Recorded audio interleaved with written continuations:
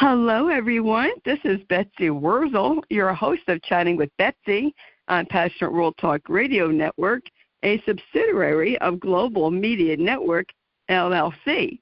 Our mantra is to educate, enlighten, and entertain. The views of the guest may not represent those of the host of the station.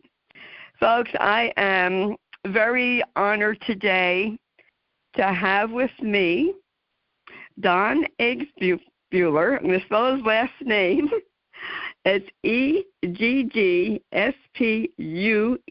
Eggspuehler.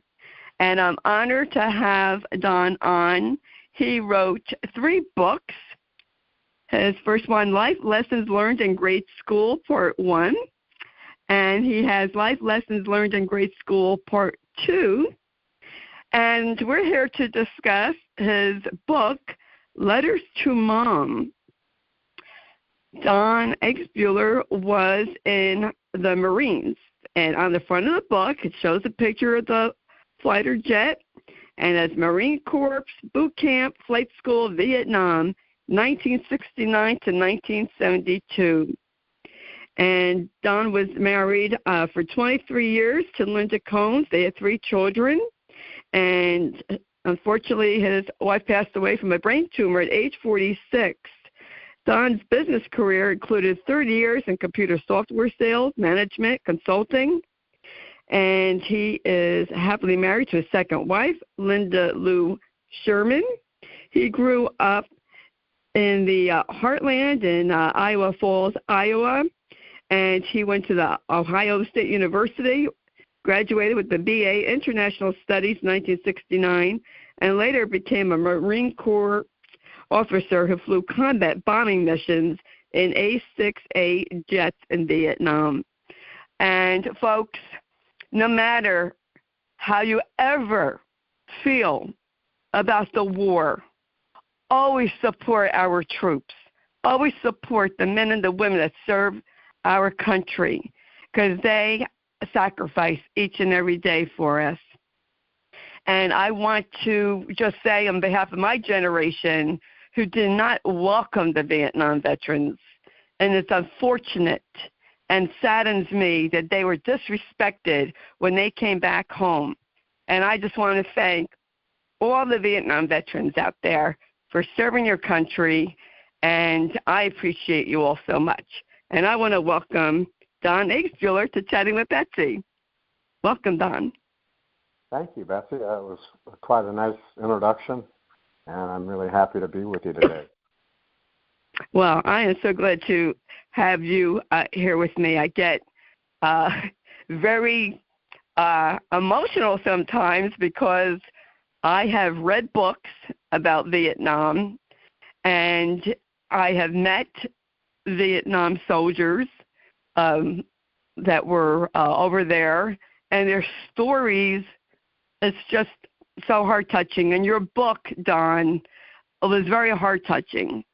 I have to tell you, I laughed, I cried, and it just brought back, memories of that time. What inspired you to write your book, Letters to Mom? That's a good question. And, we were all worried all through high school and college about getting drafted. And we were watching the war on TV every night, of course. And we were all worried about the draft. All of the young guys were totally focused on just trying to stay in school or whatever to avoid the draft. And on my graduation day, when I graduated from college in 1969, I got my draft notice from President Nixon. And so I had 30 days to report to the Army, and I was going to be carrying a rifle in the jungle. And I said, no, I had gotten a pilot's license in college, and now I had a college degree. So I said, I'm going to try and get into an officer program and get into a flight program somehow. And that came true with the Marine Corps. They welcomed me, and they needed pilots pretty bad because, this was toward the end of the war. This was actually 69. It was after Tet and after a lot of the most fierce battles in Vietnam, and everybody wanted to leave by now. Nobody wanted to be in Vietnam. It was really pretty pathetic. All the campus protests and so forth. So anyway, what motivated me was my mom was worried about me going into war and Vietnam. And so I said, Mom, I promise you, I'll write to you regularly. I'll send you letters. And I did. I kept that promise. I kept writing her all the way from boot camp, flight school. I got overseas orders to Iwakuni, Japan, and I thought I had skipped. I thought I had hated, but our whole air group was moved into Thailand to fly missions into Vietnam every day. And anyway, I kept writing her letters all this time, and letters. And one thing I got to say is that's kind of a lost art today. People don't write letters much. True. But it was so special, to get a letter when you're over in the jungle and from home, and just to see that they took the time to write a letter. And anyway, I sent these home, and I ended up making it through and coming back home and got married and had a couple girls, and my mom got cancer. So I went back up to Iowa, and I sat down with her one night and I said, Mom, did you ever save any of those letters that I sent home? And she said, oh, yeah, I've got them all. They're in a box up in the attic. And I said, wow. And she says, I'm going to read them again someday. And I said, no, you're not, Mom. You got cancer. Mm-hmm. You got enough other things to worry about. You're not going to dig through all that stuff. And she said, yeah, you're probably right. And I said, well, can I take them back to Dallas and read them myself? And that's what really was the motivation. It gave me a lot of closure, kind of like what the emotions that you went through reading the book. A lot of fun things, a lot of heartache. And I thought, I'm going to put these all together for her in a book, in chronological order, and not put the whole letter in there, but just a funny story out of each letter, so it would cut it down. And I gave it to her as a Christmas present. That is so. I bet she was so happy. Oh yeah, best present I ever gave her. Best present, by far. So, and again, after I gave her the book, she did die of cancer that next year, and I got the book back and finished it and put it up on a shelf in the closet, and it sat there for 45 years. And I got it out about a year ago, and I reread all the stories, and I said, wow, a lot of the guys that were over there might really enjoy reading this and get some closure out of these stories. And so I published it, and it's on Amazon right now. And either, I think the e-book is $3.99 and the paperback is $14.99. So they could get it through Amazon and read the book that way. Well, I'll tell you what, I highly recommend reading this book if you want a first count of what it's like to be, with the training and, flying missions. Read the book, Letters to Mom. You will definitely be touched by it. There's just so much I want to discuss with you, Don. First of all, I didn't even know that the Marines flew jets. I thought that was just the Air Force. So I didn't know that. So I learned that. Or just the Navy, Is the Marines? All of the services have an aviation component. Oh, they do? Yeah. The Army, mainly, it's all helicopters, and so is the Coast Guard. The Navy flies jets off of aircraft carriers, and the Marine Corps is part of the Navy. Most people don't know that. Right, that's what I thought. Yeah, I was going to ask you that. And then the Marines fly both jets and helicopters, mostly helicopters because they're an amphibious landing force that goes on and attacks the beaches and wherever, kind of supporting the troops. And in Vietnam, they were losing a lot of helicopter pilots because they were jet-powered helicopters, and they had those heat-seeker missiles down on the ground. It was just like a bazooka. They could just aim it and it would go right up the tailpipes because it was looking for that heat from the jet engine. And, they were getting shot down just every day by the dozens. It was so they needed pilots really bad. Only a small percentage of the Marine Corps pilots get to be in the jets. And I had the previous experience of getting a pilot's license, so it was really pretty easy for me to transition. And I I think graduated second in my flight class, and so I got my choice what airplane I wanted, and the A6 was one of the best in the business at that point. So that's how I ended up in jets. Wow,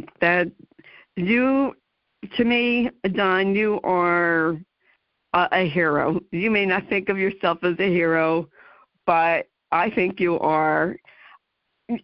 Folks, I want to put in perspective for the audience.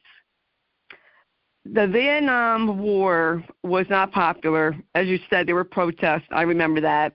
I was a child when Vietnam started, as a teenager when the war ended. I do remember the protests. And I remember the Vietnam vets getting spit on, being called, baby killers and names after they just went through a horrific experience. And to be humiliated out in public was not right. You guys and women were not welcomed with a big, parade, ticker tape like in World War II. And I just think that people need to know what it was like to be there. I mean, it was hot. You're talking the jungle, rain. From what I, have read, if you were walking, patrolling, they had those bouncing betties. I want to call them pogo sticks. Those sticks that come up, and to be, caught by the Vietnamese and being tortured and beaten. I mean, people might take offense to that, but that's what happened, folks.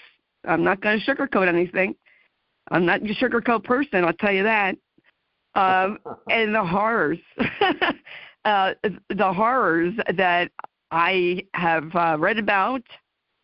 And, people might say, well, and it was in World War II also, I think it takes a special personality, a special type of person to get in a jet, and that's your mission.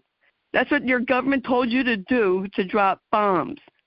Folks, pilots aren't thinking about you are thinking about what you're doing because you have to be focused, laser focused. But the aftermath of realizing what those bombs did, how did it deeply affect you? Did it affect you afterwards, Don? Oh, yeah. And I don't think anybody goes through a war experience without it affecting them.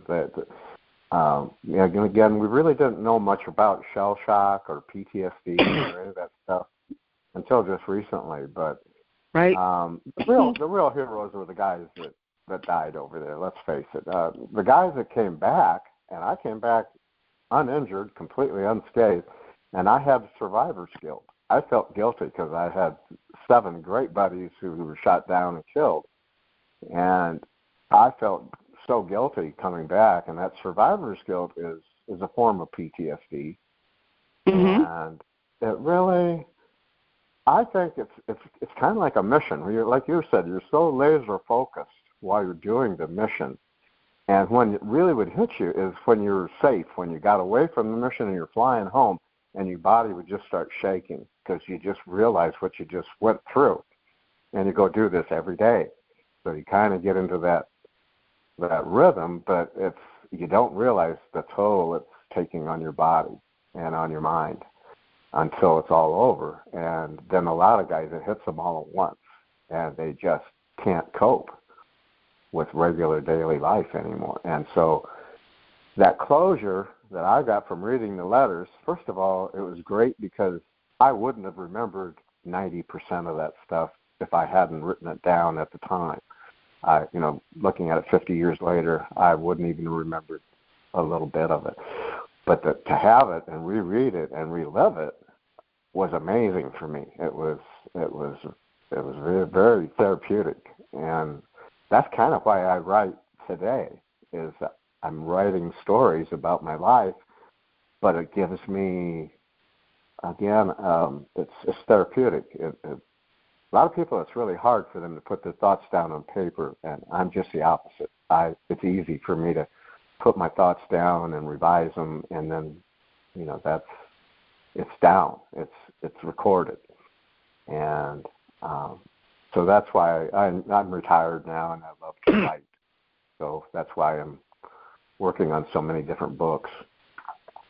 I think it's wonderful. I've interviewed many people who were writing books after they've already had careers. They're retired, and they've become best-selling authors.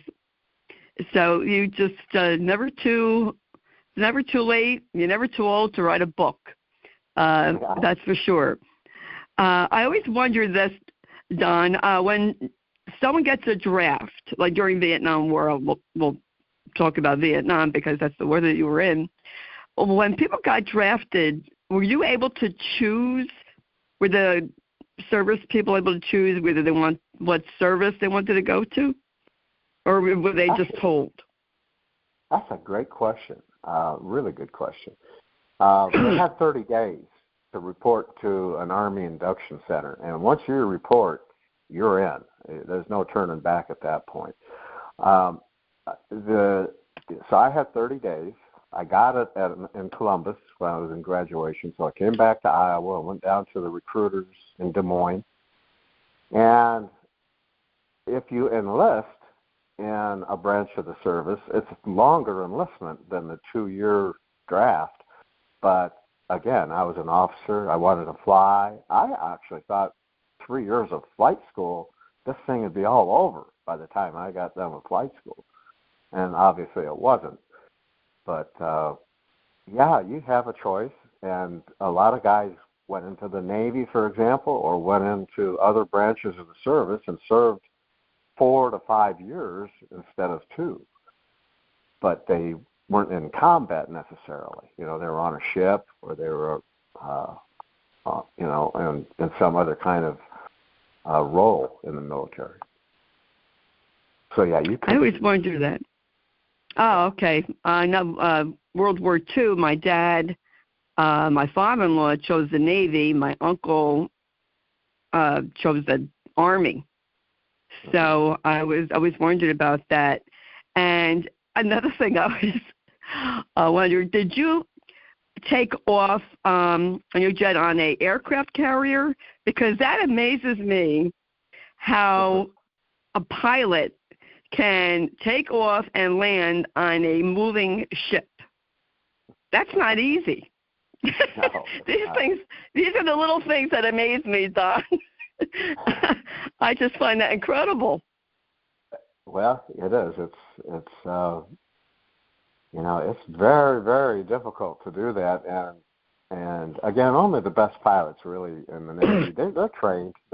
You start off. They paint a ship on a runway, and you start learning how to land on that ship on where it's just painted, but it's not going anywhere. And then when you go out and you see an aircraft carrier on the water, it looks like a little tiny toy boat out there, really. And then you come in on it, and it's a big, big boat. But it's, you don't have much room for error. To answer your question, I didn't have to go on a boat with the Navy or anything. Some of the guys did. That was just kind of a luck of the draw kind of thing. And I didn't. I was stationed in Iwakuni, Japan first, and that was a whole different mission that we had there, and then we went in for bombing missions from there. So, no, I didn't have to do landings on carriers, that's really a tough thing to do. Yeah, I always wondered that. My dad was on the Bunker Hill, which was an aircraft carrier, and he saw a lot of people chopped up from the getting caught in the jet propellers. A lot of horrible things he saw, and I just think, wow, that is just so incredible. That's why I have such admiration for servicemen and women, and I know from what you see in the movies, and you can tell us if it's true. The Marine training, it's tough, isn't it? It's really tough. It is. But again, they get everybody so well trained that you learn your job, and you can do it in your sleep. You can literally almost go on autopilot and do your job because you're so well trained and you've done it so many times. And it does take focus, especially in flying. But again, at least I got that training. What I had a problem with about Vietnam especially was that a lot of young guys in high school were drafted, and one day they're going to the prom, and 6 months later they're in a jungle with a rifle and have no idea what they're doing out there. And they're like easy pickings for the NVA.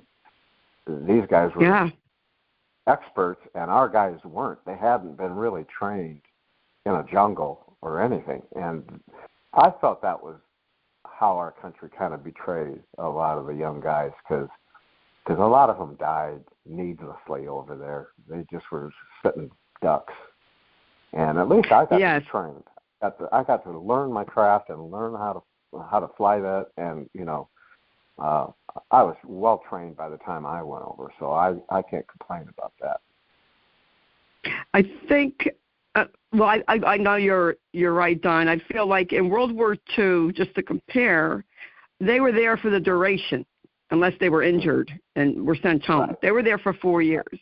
Where in Vietnam, they were drafted for 18 months, maybe 2 years, and then you got new replacements. So people were coming in and experienced. Now, were the officers? Were they also just served for 2 years that they were drafted? Well, first of all, no, because officers you're not really drafted as an officer, even if you have a college degree. You're drafted into the enlisted ranks. You have to pick an officer program and have a degree, and then you sign up for a longer period of time, because they realize they're going to put a lot of training and money invested into you, and so they want more time for you to use that experience. And a lot of the officers actually come out of the academies, like the Naval Academy and the Air Force Academy and so forth, and they go to college. They get their college paid for, and then they give even longer. They have 7 or 8 years that they are required to give back to the service, and that's where most of the officers actually come from. But again, if you got a college degree and you're going into the military, pretty good chances that you can become an officer if you want it. But you're going to stay in longer. You're going to stay in 4 or 5 years, at least. Oh, thanks for explaining that to me, because I always wondered about that too. So then the officers who have been there, they have this crew that they just got experience. Now they're off to the States, and now you're getting a new recruitment of new people that you have to show the ropes to, and that just is not. I mean, that's just the recipe for disaster, from my point of view. But I know from the movies, I know the movies aren't always accurate, but, they would, as you know, they would take, a spot, a piece of land, a hill, and then they'd fight, and then they'd have to do it all over again. And it was just to make, you couldn't chase them into certain areas. You couldn't bomb certain areas. And, I know there was a big thing with, what was it? Not Hanoi, My Lai, where villagers were killed. There's bad apples in every profession. Every profession. But with Vietnam, and I want to make this really clear to the audience, and you could, give your information. You didn't know who the enemy was. They could be dressed as farmers during the day. They used women and children. You didn't know who you were fighting. A lot of times you did. And I think my biggest frustration with the U.S. government in that war was we didn't go to win it. Like in World War II, we went to go win. We went to beat them. Yes. And this time we didn't. It was all defensive. We're always playing defense. You can't go bomb this. Can't go bomb that. You can just bomb these little targets. It might be a tank or a truck or something. But finally, in 1972, in my last few months over there, we started bombing Hanoi because they wouldn't go to the peace table. And we lost we lost hundreds of planes bombing Hanoi because that's where they had all their SAM missiles. But a lot of B-52s were lost. I think almost 50 B-52s were lost over Hanoi. But we bombed them day and night and day and night, day and night, and they finally said, that's enough. We give up. We'll go to the peace talks. And that's when it stopped.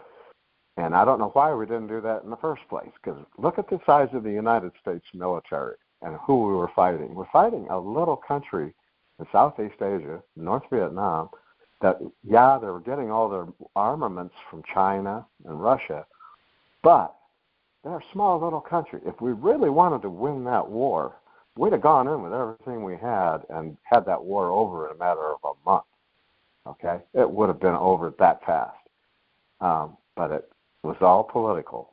And Nixon and a lot of the politics back then just, I don't know why they wouldn't go after it, but they wouldn't. They just wouldn't allow it. So what do you do? Yeah. That was I agree with you. That was exactly the problem. I remember many years ago, I don't know if I had the T-shirt or my husband had a T-shirt and had the years of the Vietnam War. But it didn't say, I don't think it said war, it said war games.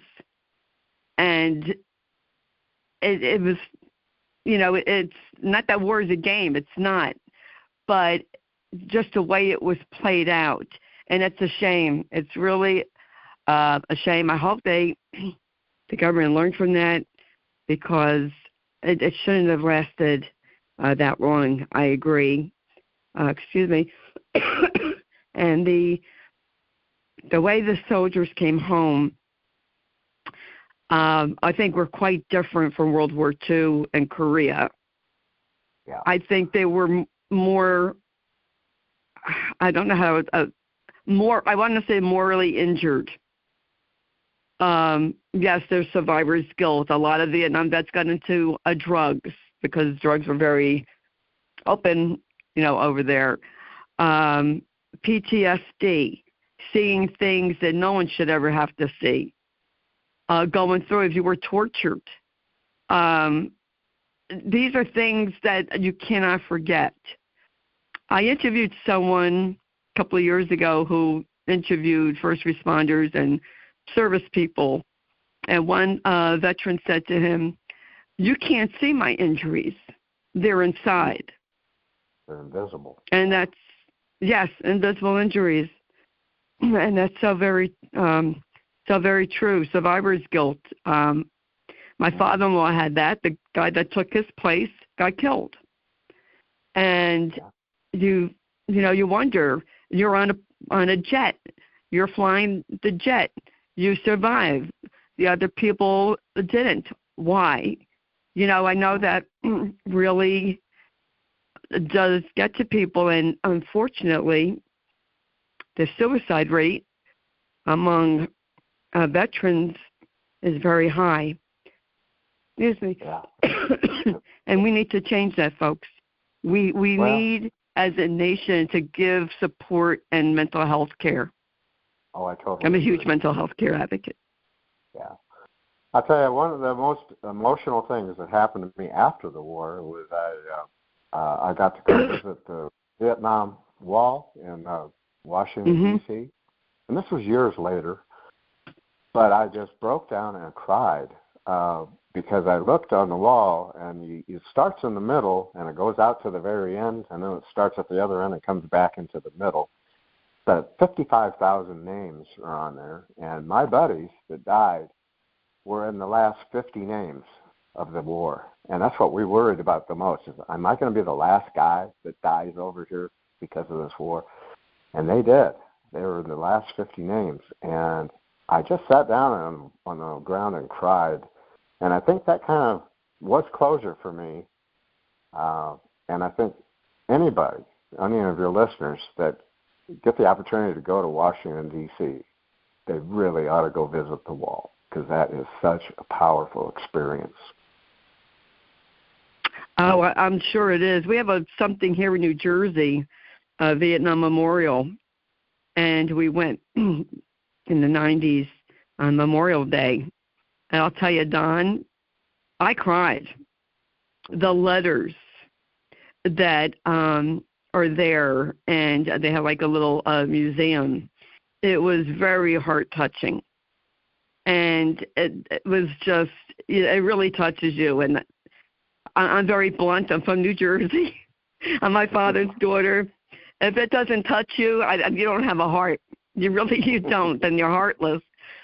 Because I can't even imagine that they're trained to dive yourself, jump on a grenade to save your platoon, to save your buddies. Mm-hmm. And that's just, like you can't, I can't even wrap my head around that. But the bravery and, were you affected by Agent Orange by any chance? Not really, although the base that we went into in Thailand had been cleared. It was a deserted Air Force runway is all it was, out in the middle of the jungle. And they cleared all the forest in there with Agent Orange so that they could start building tents and hangars and all the other stuff we needed to have a squadron there. And again, we were no running water, no electricity, no hot food, horrible conditions, rain, monsoon season, it's just living in a tent. And if you have never lived without electricity, it hits home real fast, the conditions. But the amazing thing about that is everybody that was over there, they formed a bond that it's like a family. It really is. And you're all in it together. And it's one of the closest bonds. I'm still great friends with a lot of the guys I flew with in that squadron, and we still get together, and it's 50 years later, but we still have that bond, and we can pick right back up. And, you realize in your life, when you get to be an old man like I am now, that you only have a few friends in life that are that close to you that you can call them after you haven't talked to them for a year or so and pick right back up. It's just like you haven't been apart. And that's how it is after you form that bond with these guys. It's an amazing thing. And it's something you can't really explain to other people. I don't know if I'm explaining it very well. No, you are. That's very true. When you go through something like that with people, you do form a very strong bond. I have heard about it. I know, and doesn't even compare to war by any means. But I know even fighting the battle of Alzheimer's and connecting with people, we have a sisterhood that is very strong. And I was thinking, like the movie, the series, The Band of Brothers, in World War II, the bonds that are there, because you have to rely on each other, to have each other's back, to to die for each other. That's a very strong bond that you just can't forget. And I'd say God bless the service people, and I won't even get started about how I think that they're treated, because we need to do much more for our veterans folks. And I had someone on last year, but if you want to check back, go on Pastoral Talk Radio Network, look up Veterans Last Patrol. If you want to do something for veterans, it's a nonprofit organization. I have to give them a plug because they're awesome. How was flight school? What was that like? Because you've got to be the best of the best to make it to flight school, don't you, after boot camp? Yeah. And, it's interesting because I expected boot camp to be just really horrible. And the first few weeks they're very, very intimidating, and they just keep you up all night, and they break you down. That's what they're doing. And they do that for a reason. You were talking earlier about following, charging the hill and not questioning it, whatever it is.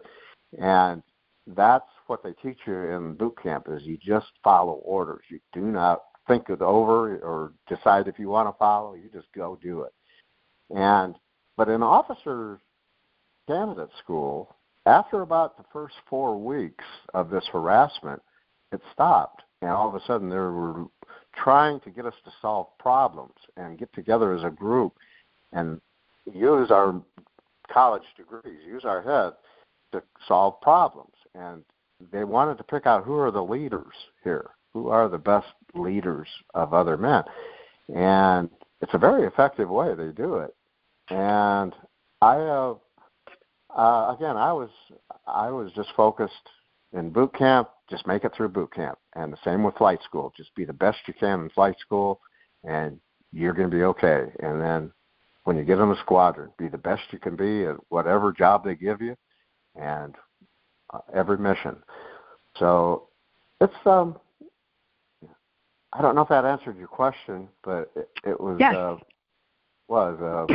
really unique experience to go through. And I wouldn't have remembered half of it if I hadn't written letters home to my mom. And the letters, as you remember, you read the book, is mainly about other topics.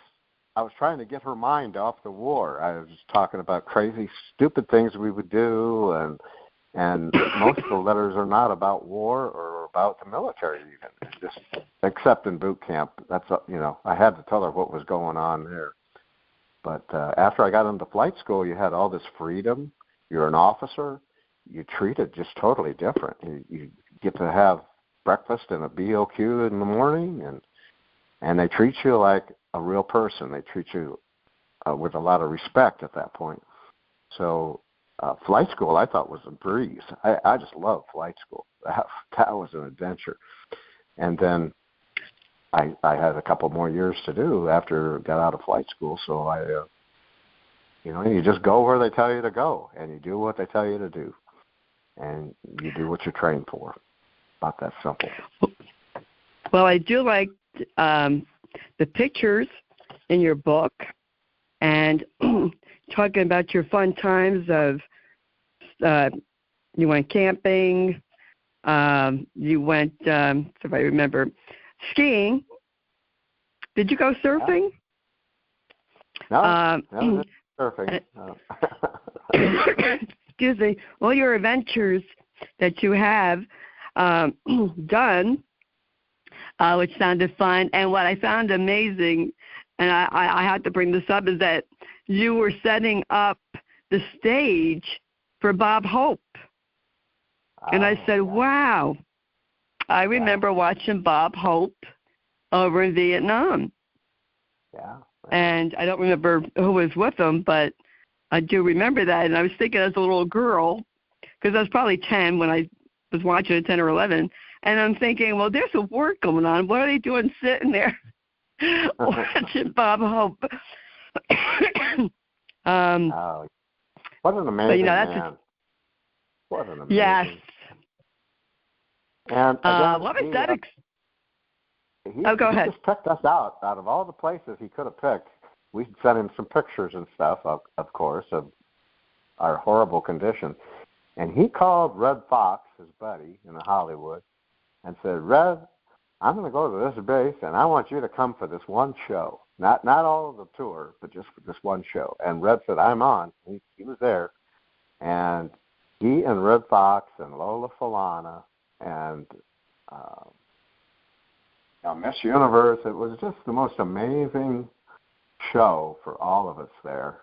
But I hope I brought it across that his wife, Dolores Hope, she finished the show. And, wow, she was amazing, absolutely amazing. Sang White Christmas, and all those hardened Marines were just crying like babies.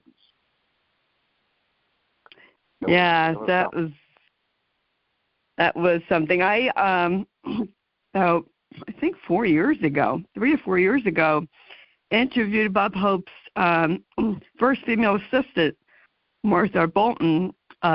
Martha and his daughter Linda Hope wrote a book about Bob's correspondence that he did throughout his lifetime.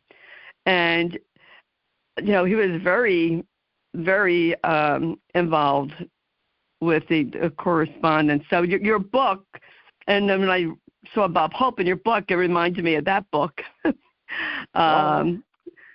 Bob's Hope was Bob Hope's wartime correspondence with the GIs from World War II. I think that's the name of the book, but it was really it was a good book. But his dedication to the troops was really amazing and great to see. So that had to be really cool to just see him, in person, and Lola Falana, and seeing her perform, to give the troops a boost. Yeah. To say, we care about you. It means so much. And folks, for you younger generation out there, this is a time in Vietnam. There were no computers. You communicated by letters, by cassette. You even said that you taped record, and you waited for the snail mail. There was no FaceTime or anything like that, and it was quite a different world. And I believe Vietnam was the first war to be televised. It really was, yeah. And that's why the whole country got so upset. They were seeing this on their TVs every night, and they didn't see any resolution. After year after year after year, nothing was seeming to happen except a lot of guys were dying. And the pressure from all the protests and stuff finally got to the politicians, and Nixon finally said, "Go for it, go ahead and do it," and we did, and it didn't take long. We really got them to. Of course, again, they didn't honor any of the conditions of the Paris peace talks, and after we pulled out and got out of there, then they just did the whole thing all over again and took it over in a matter of very little time. So it was a waste, and I think that's what a lot of Americans have always felt. I think Iraq and Afghanistan were a big waste. Think of all the billions of dollars and the lives lost for what? For what? It's still the same. You're not going to change the world. Yeah. We're not going to change how countries do things. So, yeah, it was just a big waste. That's true. And, with Vietnam, you had more people surviving because of the helicopters. getting to the injured. More people survived, and it took so long, too long, for the government to realize the effects of Agent Orange, and to take care of the vets.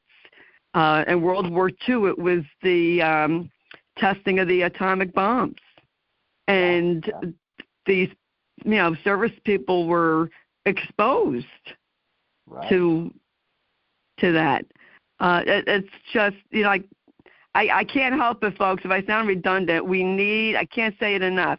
We need to support our troops. It's so important for them to feel, to be honored. We should honor our vets. And, you know what I do? I don't know if this is right or not, Don, but when I see someone wearing a hat and I see they were in the service, I go over and thank them. And that means I want them to know I appreciate them. I do too. People come and say they appreciated what we did. And again, I think that's all we were looking for when we came home, was just get a pat on the back and say, well, you did your part. And that didn't happen.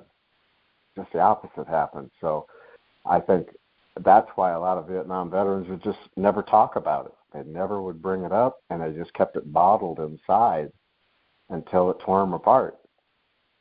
So it's a sad story, but I think hopefully we can learn from it, our society and our country, and not get involved in other wars like that.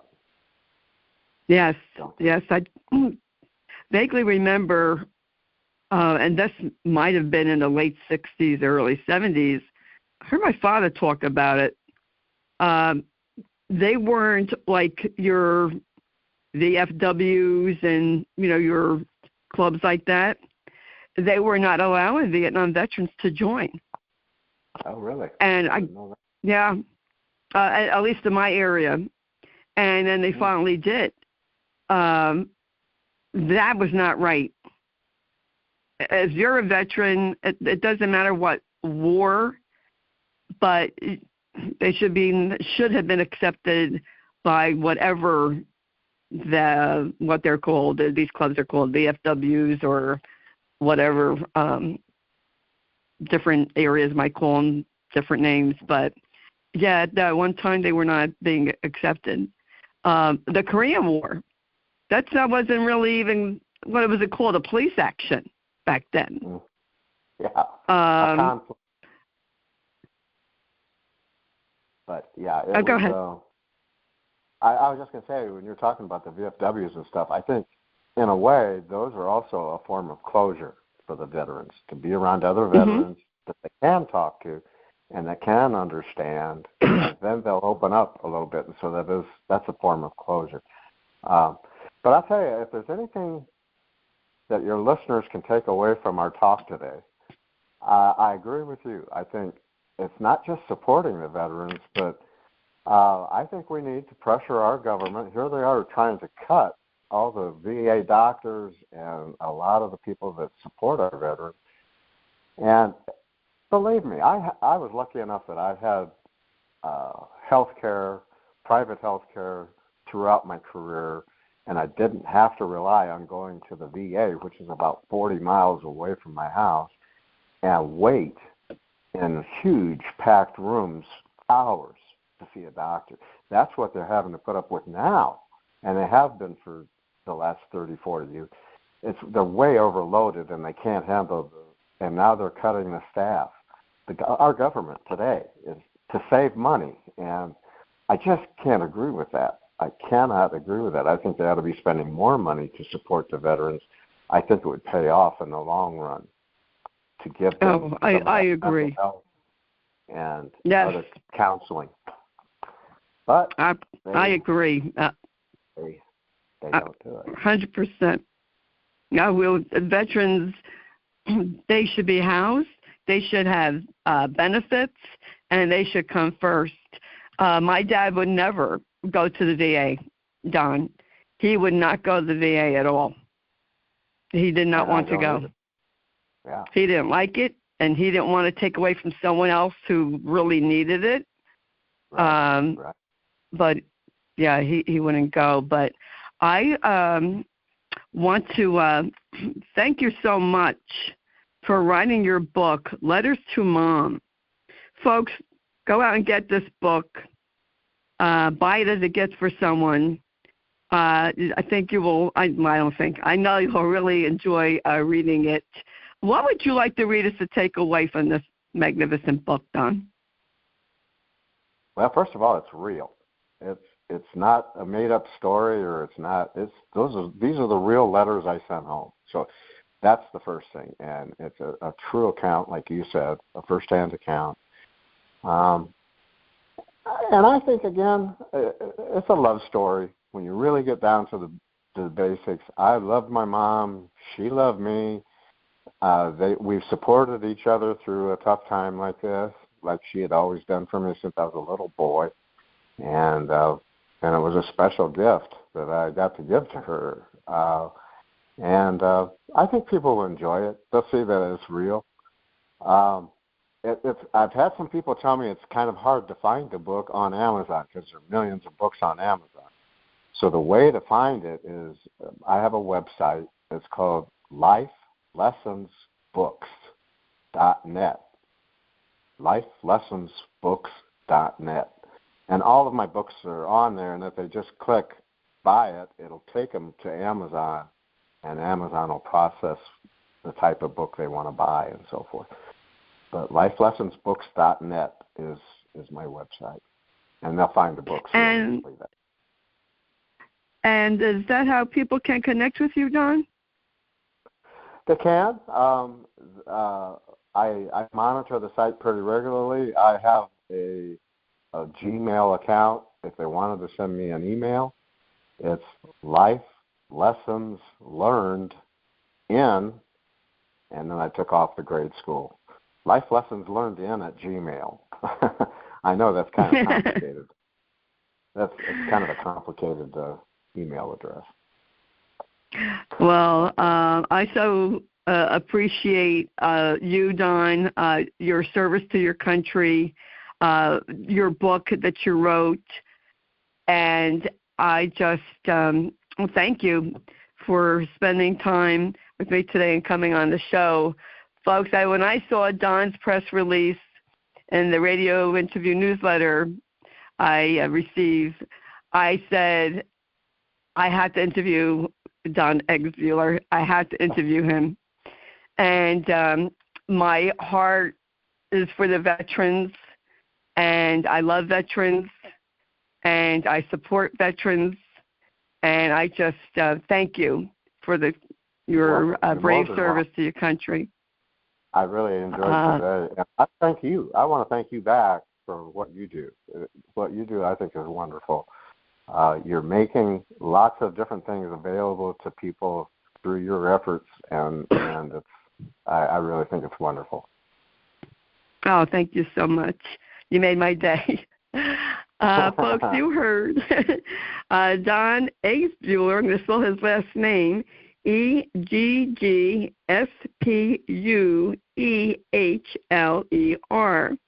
Today, all the information about Don will be in the blog that Jeannie White, who's the station manager, she writes the blog, produces the show. And I want to thank Lillian Caldwell, who's CEO, Passion World Talk Radio Network, that makes this all possible. And I want to thank you, the listeners. Please share this show. Maybe you know a Vietnam veteran that would appreciate this book. I'm here to help you. I have experts on my show that can help you have a better quality of life. So please share this show to help other people, because I want to help as many people as I can.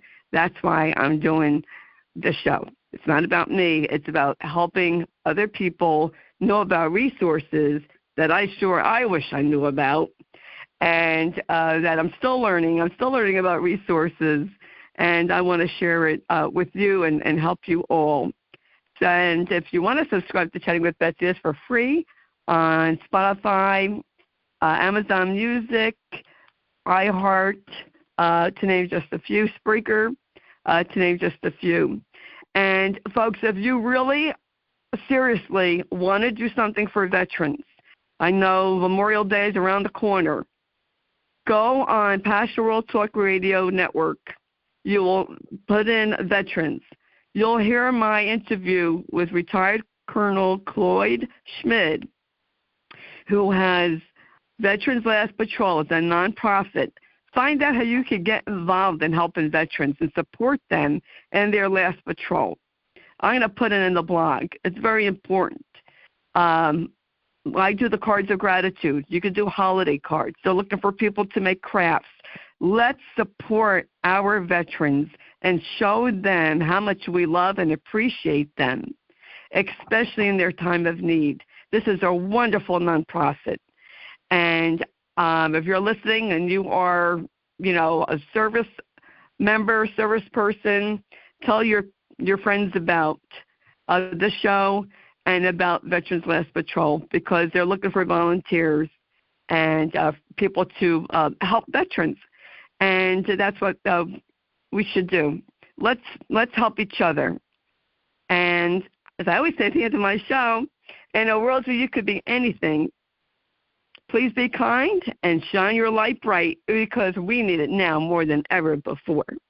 This is Betsy Wurzel, your host of Chatting with Betsy on Passion World Talk Radio Network, a subsidiary of Global Media Network, LLC. Bye-bye now.